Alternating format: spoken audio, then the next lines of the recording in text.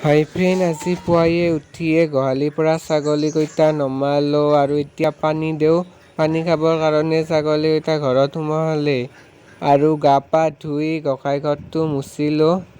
মুচি এতিয়া আৰু ঘৰতো এগছি মই অগ্নিনাভ বাবাৰ নামত চাকি জ্বলাওঁ। সেইবাবে চাফা চুফা কৰি কিনে চাকিঘৰ জ্বলাওঁ। আৰু এই শাওনৰ এইটো লাষ্ট সোমবাৰ ক'তো যাব নোৱাৰিলোঁ ভৰিৰ অসুখ বাবে। সেইবাবে ঘৰতে এনেকৈ চাকি জ্বলালোঁ। চাকি ধূপ জ্বলাই এতিয়া মই ফুলত পানী দিবলৈ আহিছোঁ।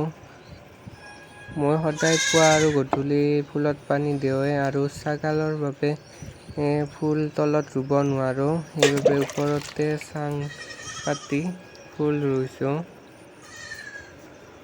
এতিয়া মই আহিলোঁ আমাৰ কাষৰে এঘৰ মানুহৰ বেলৰ তলত শৰাই দিছে আৰু মই ধূপ জ্বলাবৰ কাৰণে ধূপ কিনিলোঁ। এতিয়া ইয়াত ধূপ জ্বলাওঁ